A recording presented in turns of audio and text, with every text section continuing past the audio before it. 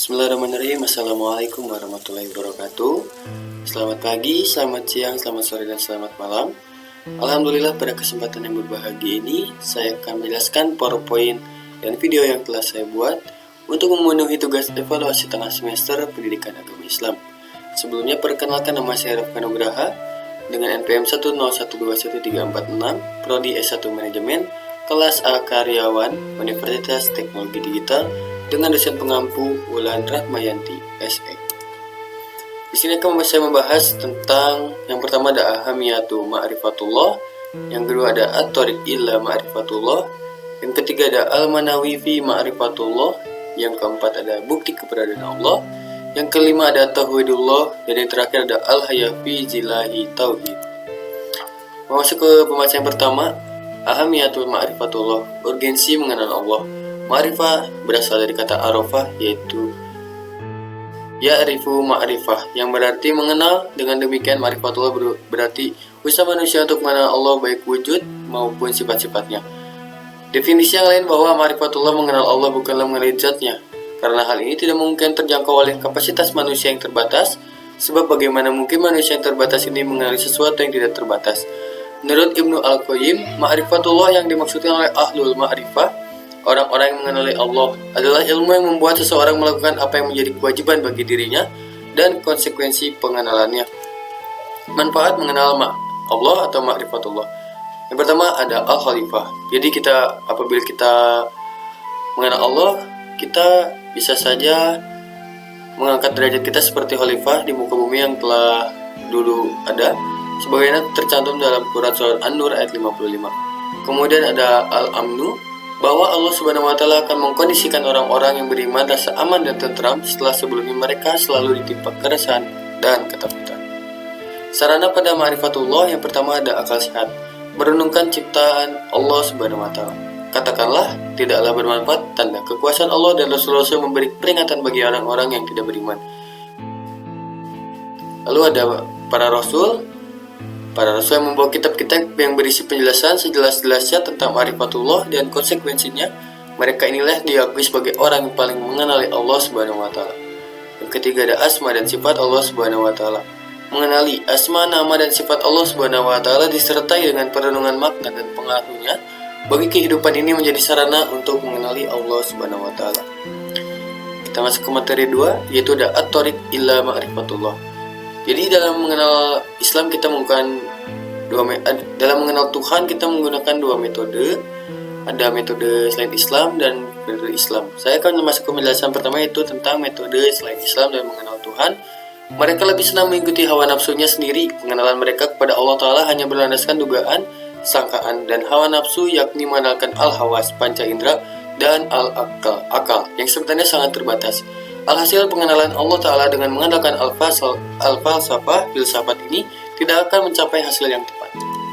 Yang kedua ada metode Islam dalam mengenal Allah Ta'ala yang islami adalah dengan cara menggunakan al-akal, akal, dan al-fitrah, fitrah, as-sam'u, pendengaran, dan al-bahsyar, penglihatan, untuk membiarkan ayat-ayat al-kauliyah firman Allah, al-mu'jizah, mukjizat, dan ayat-ayat al-kauniyah ciptaan Allah, yang meliputi alamul jamadat, benda-benda mati, alamul nabatat, tumbuh-tumbuhan, alamul insani wal hayawanat, manusia dan hewan. Metode pengenalan yang islami akan membuat manusia mencapai ma'rifatun nafsi, pengetahuan memahami kedudukan dirinya, masyaratul wahdaniyatillah, menyaksikan bukti keesaan Allah, dan islamul wajhi, tunduk pada Allah. Akhirnya ia akan bersikap tasdik, membenarkan terhadap Allah Ta'ala, sebagaimana tercantum dalam Quran Surat Al-Imran ayat 190.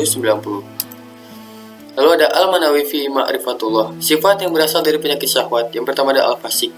Fasik adalah orang yang senantiasa melanggar ketentuan dan larangan Allah, bergelimang dengan kemaksiatan, serta senantiasa berbuat kerusakan di bumi. Tercantum dalam surat Al-Baqarah ayat 26. Yang kedua ada sombong atau al-kibru, kesombongan. Kesombongan merupakan suatu sikap di mana hati seorang ingkar dan selalu membantah terhadap ayat Allah Ta'ala. Tercantum dalam surat Al-Nahl ayat 22. Lalu ada zalim. Allah Ta'ala menerangkan bahwa orang yang paling zalim ialah orang yang telah sampai kepadanya peringatan Allah, telah sampai pula kepadanya ayat-ayat Al-Quran dan petunjuk Rasul. Kemudian mereka berpaling dari ajaran dan petunjuk itu karena angkuh dari penyakit dengki yang ada dalam hatinya. Tercantum dalam Quran Surat As-Saff ayat 7. Lalu ada dusta. Kedustaan merupakan sikap bohong, pura-pura, dan pengingkaran terhadap ayat-ayat Allah Ta'ala. Hal ini seperti yang dilakukan oleh orang-orang munafik sebagaimana dimuat dalam firman Allah Ta'ala dalam surat Al-Baqarah ayat 10. Lalu ada banyak dosa kasratul ma'asyi, banyak melakukan perbuatan maksiat. Tercatat dalam Quran surat Mutaffifin ayat 14, kali-kali tidak, bahkan apa yang mereka kerjakan itu telah menutupi hati mereka. Sifat yang berasal dari penyakit subhat. Yang pertama jahil. Jahil atau kebodohan, yakni tidak mau memikirkan ayat-ayat Allah Ta'ala, baik ayat-ayat kauliyah yang tersurat dalam Al-Quran maupun ayat-ayat kauniyah yang tersirat di seluruh penjuru alam semesta. Inilah yang penyebab terhalangnya manusia dari mengenal Allah Ta'ala. Quran surat Az-Zumar ayat 65 yang menjelaskan tentang jahil ini. Lalu ada ragu. Keraguan atau ragu hal ini disebabkan karena sedikitnya ilmu dan makrifah pemahaman. Keraguan-keraguan ini lahir dari kebodohan. Begitulah orang-orang yang munafik selalu berada dalam kondisi terombang-ambing antara iman dan kafir. Tercantum dalam Quran surat Al-Hajj ayat 55. Lalu ada menyimpang. Penyimpangan manakala manusia tidak mau berpegang teguh kepada petunjuk Allah Ta'ala, tidak mau berkomitmen melaksanakan tuntutannya, bahkan mereka mengikuti hawa nafsu dan akal pikirannya, maka pada saat itulah hatinya akan keras membatu. Quran surat Al-Maidah ayat 13 yang menjelaskan tentang penyakit subhat penyimpang. Lalu ada bukti keberadaan Allah. Eksistensi Allah, keberadaan Allah. Bagaimana kita meyakini adanya wujud Allah ketika kita melihat matahari, bulan, bintang, dan planet bergerak teratur malam dan siang berganti dengan keteraturan yang amat detail. Mungkinkah mereka ada dan bergerak sendiri? Tidak diragukan lagi bahwa semuanya telah diciptakan dan diatur oleh Allah Subhanahu wa Ta'ala. Wujud Allah telah dibuka oleh fitrah, indra, akli, dan nakli. Mengagungkan Allah Subhanahu wa Ta'ala mencela orang-orang yang tidak mengagungkan Allah Azza wa Jalla sebagaimana mestinya dan tidak mengenalnya dengan sebenar-benarnya serta menyifatinya dengan sifat sebenarnya. Allah wa Jalla berfirman juga dalam surat An-Nuh ayat 13, "Malakum la tajuna lillahi wa qara." Mengapa kamu tidak percaya akan kebesaran Allah? Pada surat An-Nuh ayat 13. Nah, ini adalah apa saja yang bisa membantu kita agar kita bisa mengagungkan Allah Al-Khaliq. Yang pertama, berdoa menjauhi perbuatan manusia, merenungi penciptaan Allah dan mentadabburi kitabnya dan memahami makna-maknanya. Lalu ada mentauhidkan Allah. Tauhid secara bahasa Arab merupakan bentuk musdar dari fil wahada yuwahidu dengan huruf hari tasydid. Maknanya tidak tepat kecuali diikuti dengan penafian, yaitu menafikan segala sesuatu selain sesuatu yang kita jadikan satu saja. Kemudian baru menetapkannya. Syarat Salasatil Usnul halaman 39. Ini ada pengertian tauhid. Tauhid adalah pegangan pokok dan sangat menentukan bagi kehidupan manusia karena tauhid menjadi landasan bagi setiap amal yang dilakukan. Tauhid itu dibagi menjadi 3 bagian. Yang pertama ada tauhid rububiyah, ada tauhid uluhiyah, dan tauhid asma wa sifat. Dan ini adalah perbedaan dan bisa dibagi menjadi 3 tauhid itu sendiri. Lalu ada Rububiyatullah adalah mengesahkan Allah dalam 3 perkara, yaitu penciptaan, kekuasaan, dan pengaturannya. Ada Mulkiyatullah. Tauhidul Mulkiyatullah artinya mengesahkan Mulkiyatullah, ialah wahyun pemimpin pelindung dan dihakimi yang menetapkan aturan hukum. Ada Tauhidullah ibadah, pemurnian ibadah. Tauhid mengesahkan Allah Ta'ala dalam ibadah. Tauhidullah ibadah diimplementasikan dengan cara menanamkan sikap ikhlas pada saat kita beribadah. Al-Hayya fi Jalil Tauhid.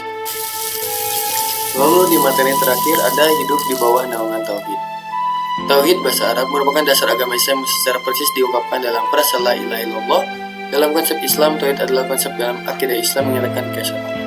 Islam mengajarkan bahwa Allah Esa satu, tidak dari segi bilangan, melainkan dari segi bahwa Allah tidak mempunyai sekutu atau serupa. Allah satu dari segi zatnya, dengan makna bahwa tidak ada zat yang serupa dengan zat Allah, karena zat Allah bukanlah benda dan tidak disifati dengan sifat-sifat benda, karena Allah lah yang menciptakan seluruh benda beserta segenap sifat-sifatnya.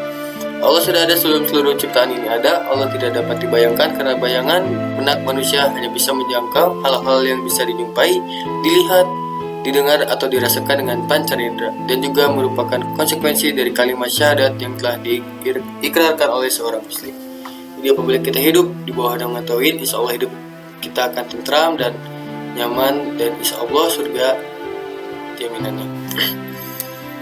Mungkin sekian dan terima kasih apa yang telah saya sampaikan. Semoga bermanfaat bagi kita semua, dan mohon maaf apabila banyak kekurangan dan salah kata. Akhir kata, wabillahi taufiq wal hidayah. Wassalamualaikum warahmatullahi wabarakatuh.